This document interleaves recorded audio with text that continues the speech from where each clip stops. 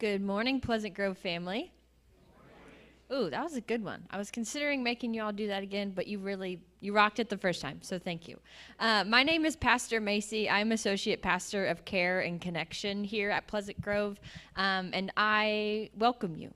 Whether it's your first time here or your 100th time here, we celebrate that every single Sunday. We are going to spend some time in the Gospel of Luke this morning. I'm going to read our scripture before Pastor Paul gives our message this morning. So if you feel led to receive these words from the Gospel, something I like to do sometimes is just sit with my hands open, my palms open, ready to receive the word that comes from the Gospel of Luke. So hear these now holy words from the Gospel of Luke, chapter 17, verses 11 through 19. Now on his way to Jerusalem, Jesus traveled along the border between Samaria and Galilee. As he was going into a village, 10 men who had leprosy met him. They stood at a distance and called out in a loud voice, "Jesus, Master, have pity on us." When he saw them, he said, "Go, show yourselves to the priests." And as they went, they were cleansed. One of them, when he saw he was healed, came back, praising God in a loud voice. He threw himself at Jesus' feet and thanked him. And he was a Samaritan. Jesus asked, Were not all 10 cleansed? Where are the other 9? Has no one returned to give praise to God except this foreigner? Then he said to them, "Rise, go, your faith has made you well." These are the words of God for the people of God. Thanks be to God.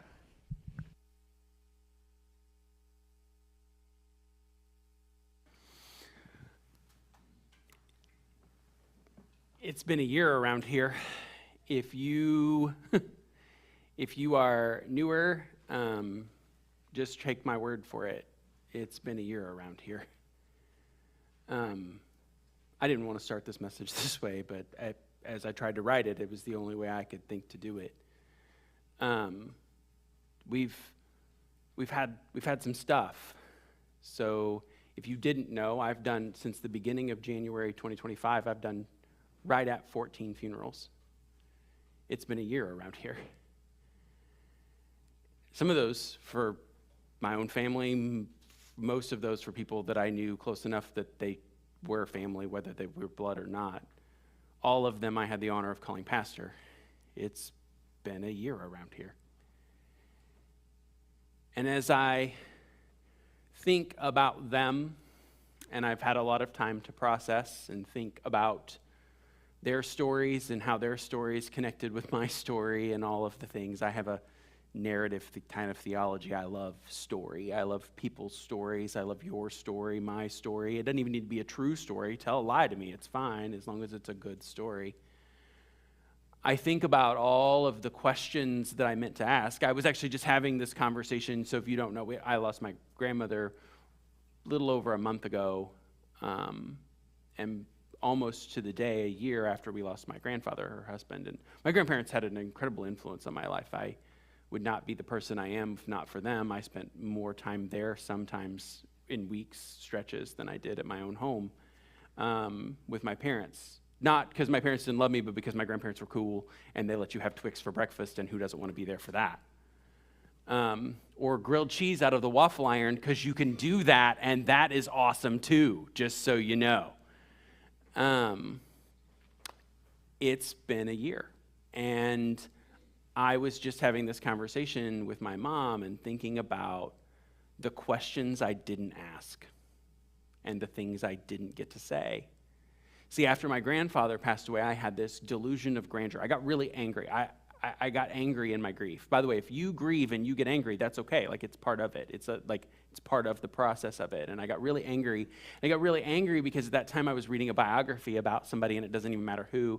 And I got really mad because someone had thought enough to write the book of the story of that person's life, but no one was writing my grandfather's, and so I had decided that I was going to write the story of my grandpa's life, and I had all of these questions I was going to ask and all of these things I was going to learn. And then last month, I buried the lady who probably knew the answer to most of those questions, and I never asked them. And I was mad. I was mad at myself, the world, at the people. It's been a year. And so as I read the passage this morning, I think a lot about the things that don't get said. That's what we're going to talk about this morning, the things that don't get said. And I recognize that there's a piece of that that's uncomfortable, because there's a piece of that we have to own, and it feels like accountability. And for some of you all, you're still in the thick of grief, and you're really wishing we could talk about something else, and this is the last thing you wanted to come to church and hear. And I'm sorry about that. You are free to put your headphones in and watch Netflix. It's fine. It's not what I want to be talking about either, but it is where we are. In the story that Macy just read in Luke 17, 10 people are talking to Jesus because they need something. They need a healing. But they forget to talk to him about what they have received. We do this in our own lives. Jesus is walking along the border between Galilee and Samaria. We talked a little bit about what that was last week and about why that was so important, that Israelites and Samaritans, although they were both under Roman rule, didn't get along. They didn't connect. They didn't agree. It was like Missouri and Kansas. I don't get people from over there, right? Or Iowa. Pick your state, right? Missouri and anywhere. I'm just kidding. Anyway, they just didn't see eye to eye on a lot of things, religious reasons, political reasons. They just didn't connect. And so for Jesus to bounce across the border and minister on both sides is baffling to his own disciples. They don't understand, because there are entire routes where they go the long way around to avoid having to deal with people from Samaria. There are rules about how to cross the street around them so that you didn't have to interact with them or be seen with them. And as Jesus is dancing across the border back and forth, these 10 people with leprosy call his name. Now, we talk a lot about leprosy. It's a thing that the Bible references a lot, and yet we don't talk anything about what it is. So I'm going to get nurse on you for just a minute. Leprosy is an actual skin condition. We have an actual skin condition called leprosy in the modern world. That's not what the Bible's talking about. It may have been part of what the Bible's talking about, but it's not all that the Bible is talking about. They're talking about any form of skin condition. They're talking about chickenpox. They're talking, which at that point we now know is viral. They had no clue. They would have seen it as a skin condition. They're talking about poison ivy. I don't know if they have poison ivy in Israel. Go with me here, okay? They're talking about any form of skin condition. If you've ever had one of them weird blister thingies that just shows up randomly, if you've ever had any type of skin condition you can't explain, that all would have got lumped in the idea of leprosy. Some of them are contagious. Some of them are not. If you've ever had athlete's foot, that would have potentially been considered leprosy. There are 1,000,001 conditions that get lumped in this. It just means a condition of the skin. And what it really meant more than anything was it meant a life sentence. Because if it didn't get better, you were ostracized. You were separated. You couldn't go home. You couldn't go to the temple. You couldn't go to worship. You couldn't be touched. No one could hold your hand. They couldn't hug you. They couldn't share a meal with you. They couldn't share a cup with you. It meant isolation in its purest sense. That's what we're talking about. And so what happened is those people, because I'm not afraid of getting a thing I've already got from you, so they would form these little communities outside of town that then, if no one can, how do you buy groceries? How do you do the things you would do? You were just dependent on somebody showing up at the edge of town, dropping food off, and leaving without ever touching you. That's the life these 10 people are living when they see Jesus and they cry out, "Help us, have mercy on us, save us."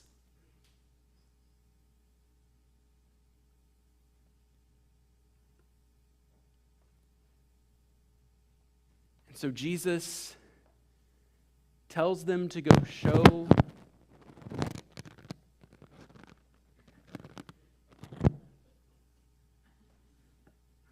You all heard that too, right? I'm just making sure I'm not crazy. Oh, thanks, Macy. I was on a roll too. Okay. They cry out, and so Jesus, he tells them to go show themselves to the priest that they're going to be healed. Because in order to be healed, you had to go to the priest and be declared clean, so then you could re-enter yourself in the community. And so they all take off, and on the way, they discovered that it's all gone. It's all gone.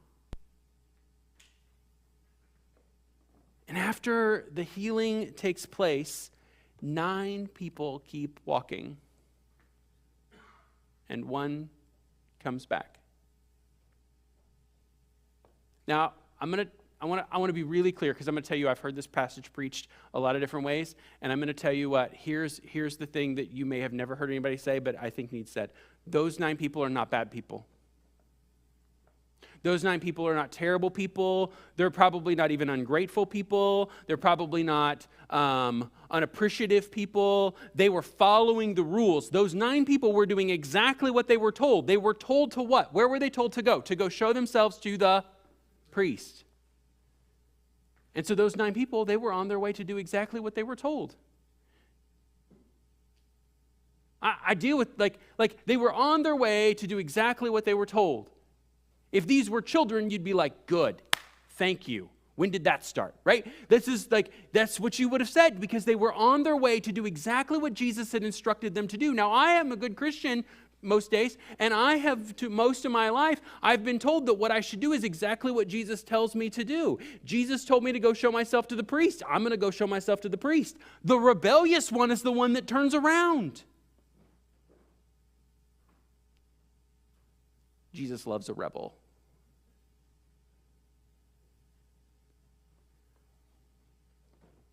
And he shows up and he throws himself at the feet of Jesus.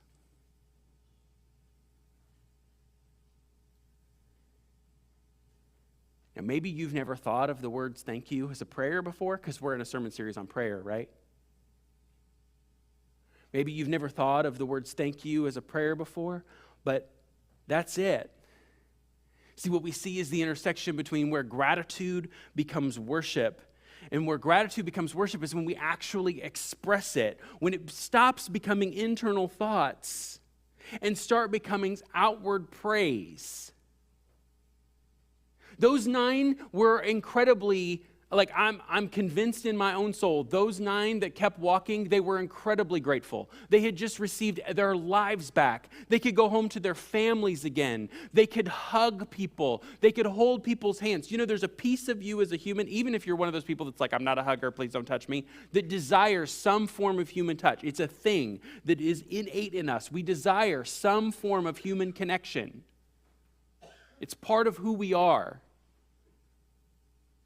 It's neurobiologically hardwired into your brain to desire human connection. When I was working in the emergency room, there was a lady she had a very similar skin condition.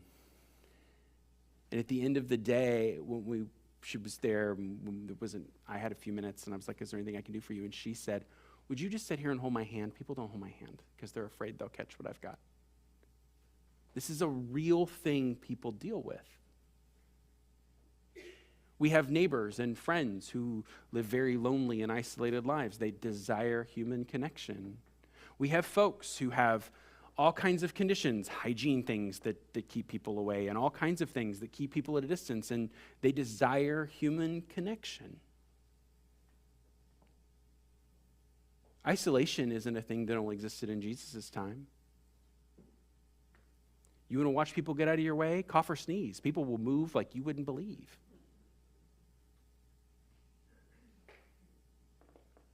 And in that space, Jesus shows up and he offers them connection. There's no way they weren't grateful.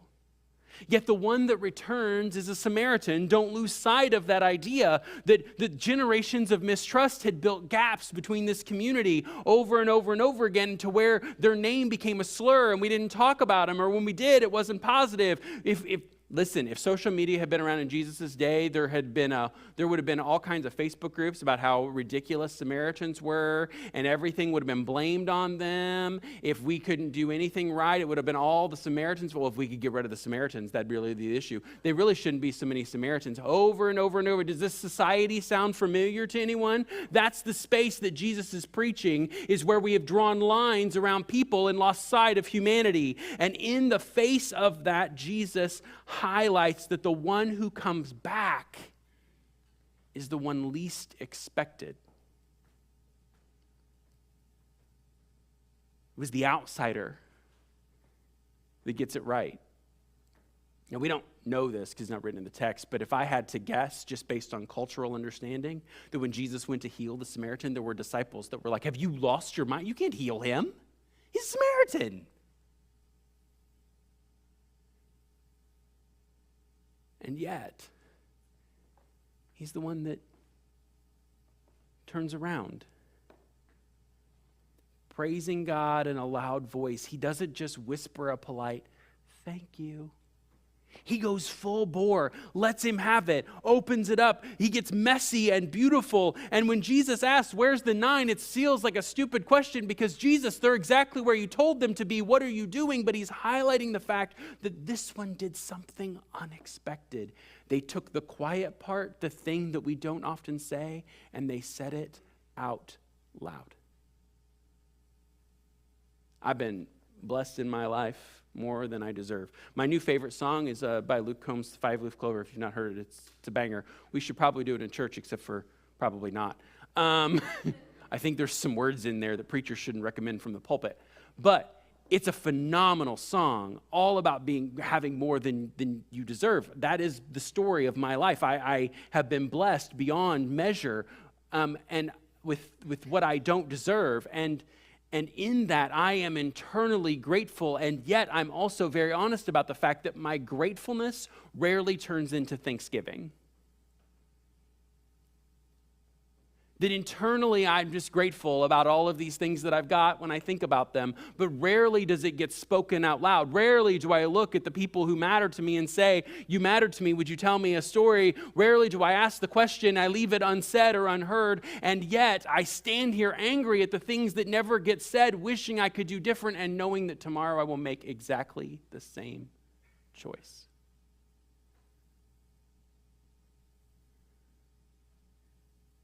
We let our gratitude go unspoken. We refuse to let it turn into worship. Jesus looks at the Samaritan and says, your faith made you well. The word well there doesn't just mean like physically healed. It doesn't just mean like physically you're better. That already had happened. That's why he returned. That's why this is all happening and got written. It already had happened. It already had taken place. The thing that Jesus is referencing is your faith has made you whole. Gratitude makes us whole. There's all kinds of studies about if you want to be more productive, more happy, more healthy, more whatever. It starts with gratitude. It starts with thanksgiving. With letting people know that they matter.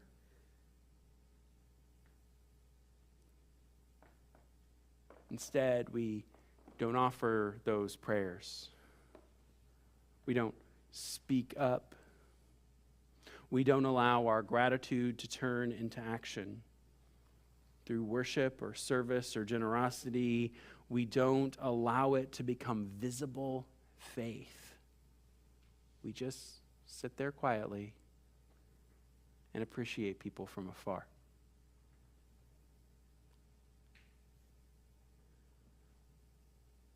So if you're new to faith or church or any of that, I want to tell you that prayer has often felt like this big complicated thing. It's often felt like this big difficult thing, like you've got to have the right words and this flowy language and all of these things. And I am the first one to tell you that I am terrible at that. I am not a poet. I'm not a lyricist. If you want me to write a poem with a prayer with alliteration where everything rhymes and feels pleasant and flowy, I'll read you a psalm. But other than that, like I'm out, right? That's just not who I am. By the way, that's not real prayer. If someone stands up and says, I'd like to pray, and it feels like a thing they've said 400 times and overly rehearsed, and it doesn't like, it all lines up and it's, the meter's right or whatever, I'm like, okay. I mean, that's great and that's beautiful if it meant something to you. But if you ever want to hear like a true prayer worshiper, where a prayer warrior pour out from their heart, like rich their soul before God, that stuff gets messy. You don't even know what word's coming next. It may be words you can't say in church. That's prayer. Prayer looks like saying the thing, the quiet part out loud to God. Prayer looks like, and it, by the way, it doesn't even need to be complicated or long. Some of the most fervent prayers are help me. Some of the most fervent prayers, the real prayers, are thank you. Some of the most fervent prayers are, oh, I didn't know. Those types of prayers, those are real prayers. If you're new to prayer, start there. Start by opening yourself up. Start by saying thank you out loud to God, to someone else. And let gratitude interrupt our busy schedules. We keep very busy schedules where it feels like we roll from one thing to the next, to the next, to the next.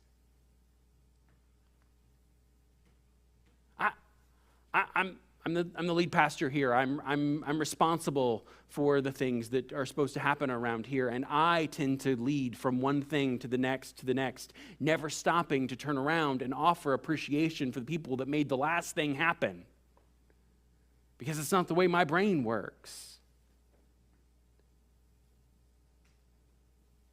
We let the quiet part of gratitude go unspoken. We let our gratitude stay internal.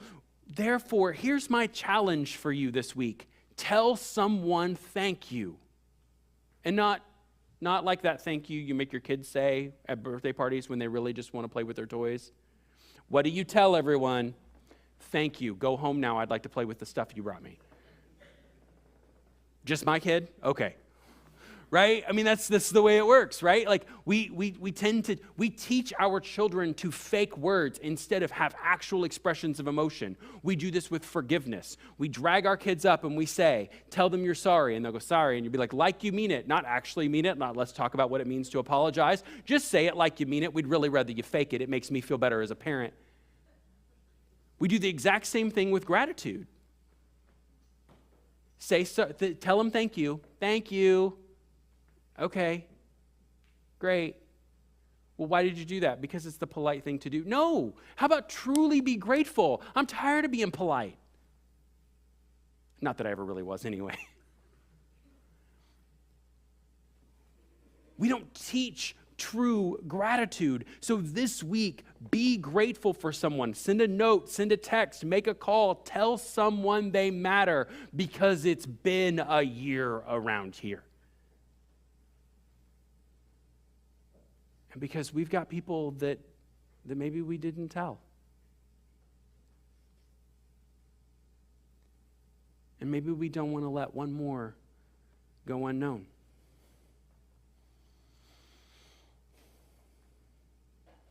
The prayers that break my heart the most are the ones that don't get said. And too often in my life, it's thank you. Thank you for the way God continues to show up. Thank you for the things that have changed my world. Thank you for the stories that have changed mine. Thank you that there are people crazy enough to show up and listen to what I have to say on a Sunday morning. Thank you. What would it look like if we built a community that was the most grateful community around? We just walked around thanking people for everything. Thank you for doing this. Thank you for showing up. Thank you for being here. Thank you for being part of the community. Thank you for standing there and taking up oxygen and space. We really appreciate it. Thank you for reminding me that you exist. Thank you.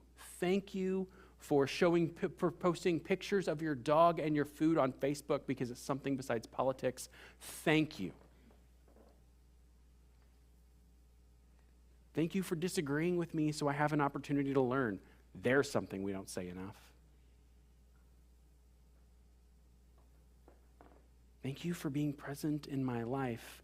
Imagine if the church took the invisible part of gratitude and turned it into praise and thanksgiving with our worship, with our kindness. Imagine what that would feel like, a movement of gratitude that sweeps our communities and our homes. What if we just spent more time telling people we love and appreciate them?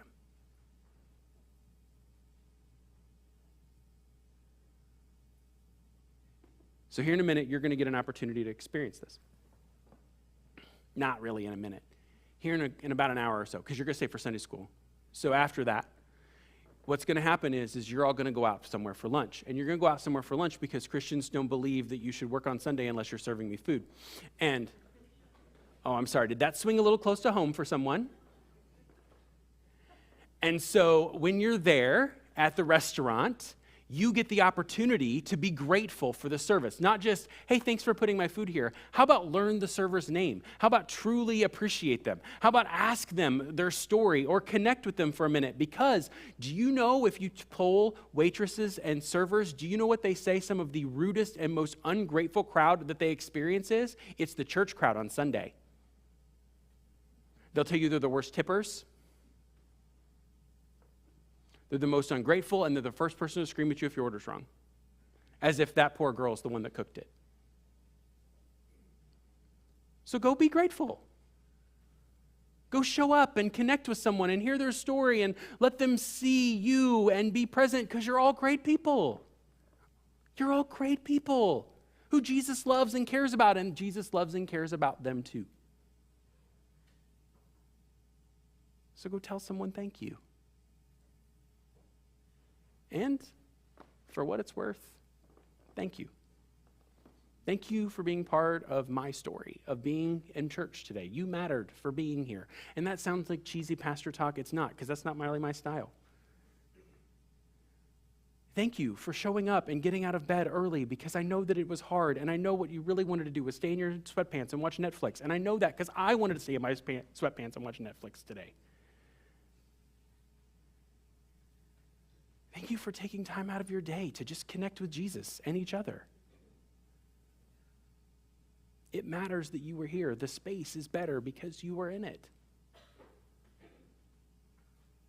And I don't say it enough, but I truly do appreciate all of you.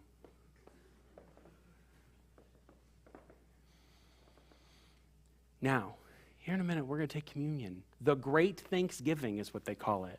It's an opportunity to express physically our appreciation for the sacrifice that Jesus made for all of us. By the way, that's why everybody's welcome at this table. That's why you don't have to have been baptized or a member of Pleasant Grove. You don't have to have ever walked in or showed up. I don't even have to know your name, and I can offer you communion because it is the great Thanksgiving for the Jesus who came for all of us. And we get in this moment, this act of worship, to take our gratitude and turn it outward and pour it back to Jesus, telling Jesus how much we thank him. And it all started on a night when he gathered a group of disciples who were a mess. You think you had problems. These people have problems. Anger and hurt and frustration and resentment and stuff they thought they ought to be doing in ways, and oh my gosh, political maneuvering. They did all of it. He gathered them in an upper room and he looked at each of them and he loved them.